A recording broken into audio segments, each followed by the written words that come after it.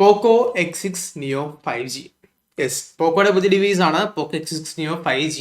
ഇതിന്റെ പ്രൊസസർ വരുന്നതെന്ന് വെച്ച് കഴിഞ്ഞാൽ Dimensity 6080 ആണ് പ്രൊസസർ വരുന്നത്. ആൻഡ് പ്രൈസ് വരുന്നതെന്ന് വെച്ച് കഴിഞ്ഞാൽ 16,000, ഒരു 20K ബഡ്ജറ്റ് റേഞ്ചിലാണ് ഇതിന്റെ എല്ലാ വേരിയൻസും വരുന്നത്. 16,000 രൂപയ്ക്ക് 8GB 128GB ഇന്റർണൽ മെമ്മറി ഉള്ള വേരിയന്റും 18,000 രൂപയ്ക്ക് 12GB 256GB ഇന്റർണൽ ഉള്ള വേരിയന്റുമാണ് നമുക്ക് അവൈലബിൾ ആയിട്ട് കിട്ടുന്നത്. ഇന്റർണൽ മെമ്മറി എന്ന് പറഞ്ഞാൽ 2.2 UFC ആണ്, അതായത് 2.2 UFC യൂസ് ചെയ്യുന്ന മെക്കാനിസം ആണ് യൂസ് ചെയ്യണത്.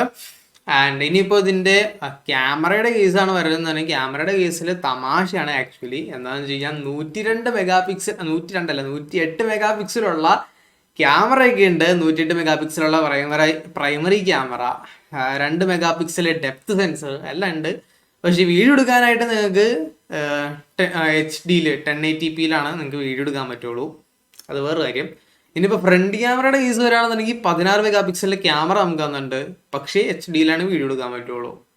എന്താ കഥ? Just Xiaomi things guys. Poco ആണ്. സോഫ്റ്റ്വെയർ അപ്ഡേറ്റിന്റെ കേസൊന്നും പറയാനില്ല. ചിലപ്പോൾ അപ്ഡേറ്റ് വരും, ചിലപ്പോൾ അപ്ഡേറ്റ് വന്നേ ഉണ്ടാവില്ല. അപ്ഡേറ്റ് വന്നിട്ട് അപ്ഡേറ്റ് ചെയ്യുമ്പോൾ ചിലപ്പോൾ മദർ ബോർഡ് അടിച്ചു പോകും. അങ്ങനത്തെ കുറച്ച് വിചിത്രമായ കുറച്ച് ഫീച്ചേഴ്സ് നമുക്ക് ഈ ഒരു ഫോൺ മേടിക്കുന്നതിൻ്റെ ഒപ്പം കിട്ടിയിട്ടുണ്ട്. ഈ ഒരു പോക്കോയുടെ ഈ ഒരു പേര് ഇങ്ങനെ പോയി കാരണം തന്നെയാണ് ഈ ഒരു പ്രൈസ് ഒരു ഇത്രയും കുറയ്ക്കാൻ കാരണം. പിന്നെ ഇനിയിപ്പോൾ നമ്മൾ ഇതിൻ്റെ ബാറ്ററിയുടെ ബാക്കപ്പ് പറയുകയാണെന്നുണ്ടെങ്കിൽ 5000 mAh ബാറ്ററി, 33 വാട്ടിൻ്റെ ഫാസ്റ്റ് ചാർജിങ്ങും എടുത്തോന്ന് പറഞ്ഞ് തന്നിട്ടുണ്ട്.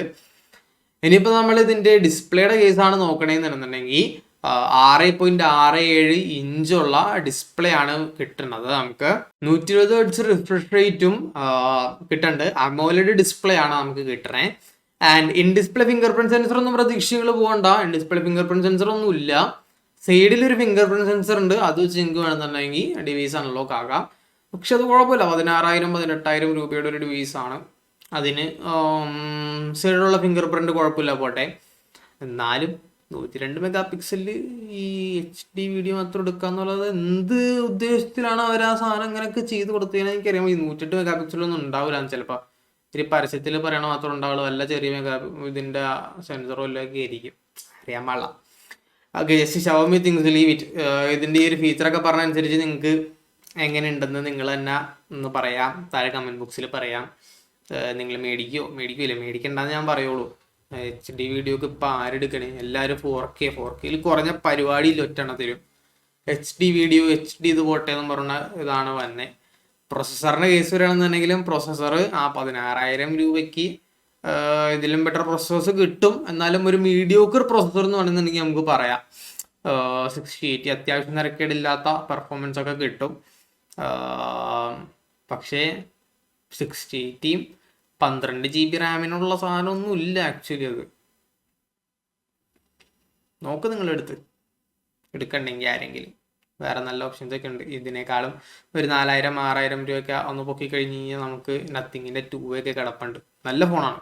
നിങ്ങളതൊന്ന് ജസ്റ്റ് ടെസ്റ്റ് ചെയ്ത് നോക്കാം. ഒരു ലാഗും ഇല്ലാണ്ട് എല്ലാ അനിമേഷൻസും സൂപ്പർ. ഇത് ക്യാമറ ക്വാളിറ്റി ഒക്കെ നല്ല സ്റ്റെബിലൈസേഷനുള്ള ക്യാമറ, നമ്മുടെ ഐഫോണിന് സിമിലർ ആയിട്ടുള്ള ക്യാമറ ഒക്കെ ആണ് നത്തിങ് 2 ഉള്ളത്. ഞാൻ നത്തിങ് 2 പൊക്കി പറയുകയല്ല. ബട്ട് ഓക്കെ, അത് പോട്ടെ. വീഡിയോക്ക് എന്തെങ്കിലും സജഷൻസ് എന്തെങ്കിലും ഉണ്ടെങ്കിൽ താഴെ കമൻറ്റ് ബോക്സിൽ പറയാം. വേറെ എന്തെങ്കിലും നിങ്ങൾക്ക് പറയുകയാണെന്നുണ്ടെങ്കിൽ താഴെ കമൻറ്റ് ബോക്സിൽ പറയാം. വേറെ എന്തെങ്കിലും വീഡിയോസ് എന്തെങ്കിലും വേണമെന്നുണ്ടെങ്കിലും താഴെ പറയാം. അപ്പോൾ അടുത്തൊരു നല്ല വീഡിയോയിൽ കാണാം. ബൈ.